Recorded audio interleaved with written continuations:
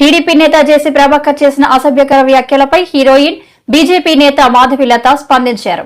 ఆ వయసు అయిపోయిన మనిషి మాట్లాడిన గొప్ప భాషకు ధన్యవాదాలు. ఆయనకు సపోర్ట్ చేస్తున్న వారికి సంతాపం. నన్ను చంపాలనుకుంటే చంపొచ్చు. మహిళల మన ప్రాణాల విషయంలో వెనక్కి తగ్గను. ఒంటరినైనా పోరాడతా అని అన్నారు. అందరికీ నమస్తే.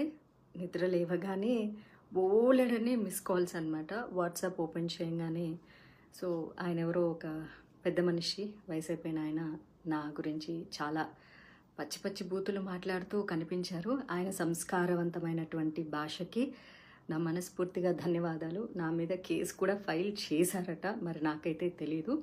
ఒకవేళ మహిళల సంరక్షణ గురించి నేను మాట్లాడడమే నేరంగా భారతదేశంలో పరిగణించబడితే అలాంటివి మరికొన్ని 10 కాదు 100 వీడియోలు చేయడానికి నేను సిద్ధంగా ఉన్నాను. నా మీద 100 కేసులు ఎవరైనా పెట్టుకోవాలి అనుకుంటే దయచేసి పెట్టుకోవచ్చు. నాకు ఎలాంటి అబ్జెక్షను లేదు. మహిళల మానం, మహిళల ప్రాణం మహిళలకే ఇంపార్టెంట్ కానప్పుడు నేను దాని మీద స్పందించడానికి పదే సిద్ధంగా ఉన్నాను. 1000 కేసులు పెట్టినా నేనైతే వెనక్కి తగ్గేదే లేదు అన్నట్లుగా ఉంటాను. ఆయన పెద్ద మనిషి మాట్లాడిన భాష చాలా చాలా గొప్పగా ఉంది. వాళ్ళ తాడిపత్రి మహిళలు పతివ్రతలు, పక్క ఊర్లో ఉన్న వాళ్ళందరూ పతితలు అని మాట్లాడిన ఆయన గొప్ప భాషకి, గొప్ప సంస్కారానికి, అలాగే తాడిపత్రిలో ఉండే ప్రతి పతివ్రతకి, వారిని సమర్థిస్తున్నటువంటి ప్రతి పురుషుడికి కూడా మనస్ఫూర్తిగా ధన్యవాదాలు. కాకపోతే ఆ ఊరి మహిళలకు కానీ ఆ ఊరి పురుషులకు కానీ పాపం వాళ్ళు ఏమీ అనలేదు నన్ను. ఈయన చెప్పారనమాట, మా ఊరి మహిళలు అని చెప్పేసి. మరి నేను కూడా మహిళే కదా, నేనేమన్నా ఒక్క బూతు మాట మాట్లాడడం జరిగిందా? పోనీ ఆ పెద్ద మనిషి పేరైనా తీయడం జరిగిందా? అసలు ఆయన ఎవరో కూడా నాకు తెలియదు. ఇప్పుడు నేను తెల్లారి చూసే వరకు కూడా ఆడేదో జేసీ పార్క్ అన్నానా, జేసీ పార్క్ ఆయన కట్టించుకున్నదన్న సంగతి కూడా నాకేం తెలుసు. మరి ఏమీ తెలియకుండా ఎలా మాట్లాడతాం మా ఊరి చరిత్ర అని అంటున్నారు. తాడిపత్రే కాదు, ప్రతి ఊరికి ఓ గొప్ప చరిత్ర ఉంటుంది. తాడిపత్రి గొప్ప చరిత్ర అన్నది హిస్టరీకి సంబంధించింది అయితే, గాంజా, సిగరెట్టు, మందు, డ్రగ్స్ అన్నవి నేర చరిత్రలకు సంబంధించినవి. కాబట్టి నేరానికి ఊరి యొక్క చరిత్రలకు సంబంధం ఉండదు. అలాగే తాడిపత్రి నుంచి ఎంతమంది ఇన్ఫ్లుయెన్సర్స్ ఇన్స్టాగ్రామ్లో ఉన్నారు. Instagram influencers are nothing but cinema actors. వాళ్ళు కూడా, వాళ్ళకి ఎంత క్రేజ్ ఉందో వీళ్ళకి కూడా అంతే క్రేజ్ ఉంది ఇప్పుడు సమాజంలో.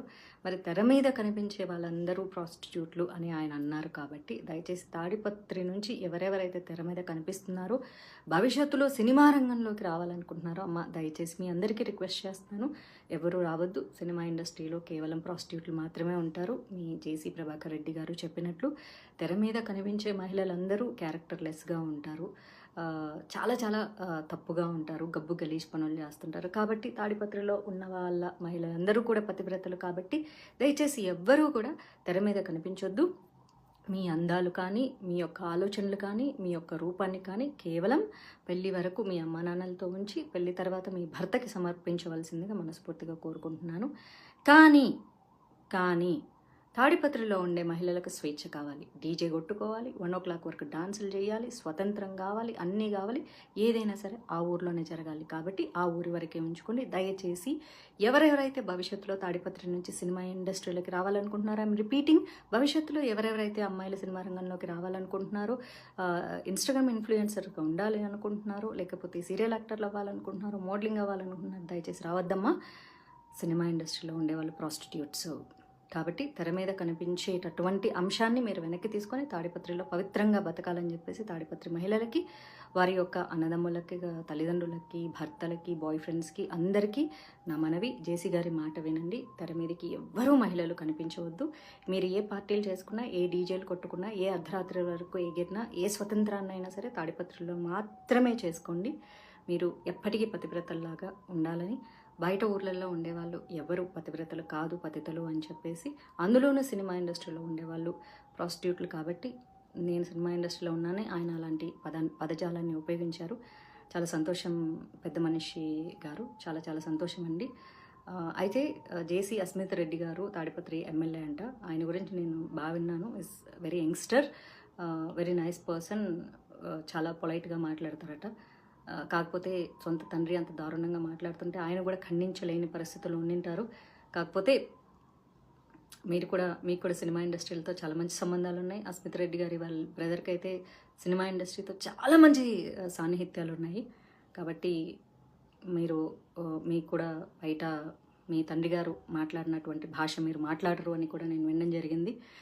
ఏదైతేనేమి జేసీ గారికి సమర్థిస్తున్నటువంటి సైకోపాత్స్ అందరికీ కూడా మనస్ఫూర్తిగా ధన్యవాదాలు.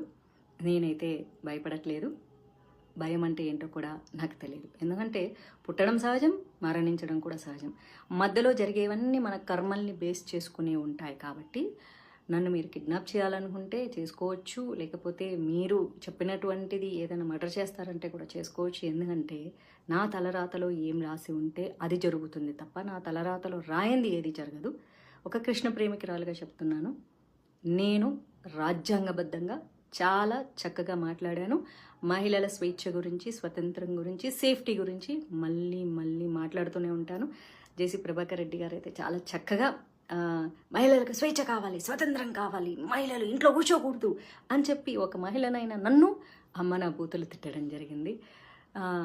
పాముకి 2 నాలుకలు ఉంటాయి, మనిషికి ఒళ్ళంతా విషం ఉంటుంది. ఆ విషముతో కూడినటువంటి పాము నాలుకలా మాట్లాడినటువంటి మీ యొక్క వయసుకి కూడా నాకు మర్యాద ఇవ్వాలని ఉన్నా సరే మీ భాషకి మర్యాద ఇవ్వలేక, ఇక ఎలాగూ వయసు అయిపోయింది కాబట్టి మిమ్మల్ని అనుసరించి మీరు మాట్లాడేవి చేదు మాటలు నచ్చే ఎంతోమంది సైకోపాత్స్లు ఉంటారు. కాబట్టి మీ అందరికీ నా పాదాభివందనాలు. మీ యొక్క గొప్ప సంస్కారానికి నేనైతే తలదించేది లేదు. మాధవిలత పసుపులేటి. కర్మ will be back. I stay with good karma. You are going in a wrong way. కాబట్టి మీ కర్మలకు మీరే బాధ్యులు తప్ప నేను కాదు. ఒకవేళ భగవంతుడు నాకు ఆ కష్టాలు మీ వల్లే రాసి పెట్టి ఉంటే అది కూడా నా కర్మలో భాగం అనుకుంటాను తప్ప నేను తప్పు చేశానని ఒప్పుకోను. రాజ్యాంగబద్ధంగా చాలా సక్రమంగా మాట్లాడాను. మీరు రాజ్యాంగాన్ని తప్పి నీతి తక్కువ మాటలు మాట్లాడారు. కాబట్టి మీ యొక్క కుసంస్కారానికి ఈ వయసులో మీరు సిగ్గుపడాలి.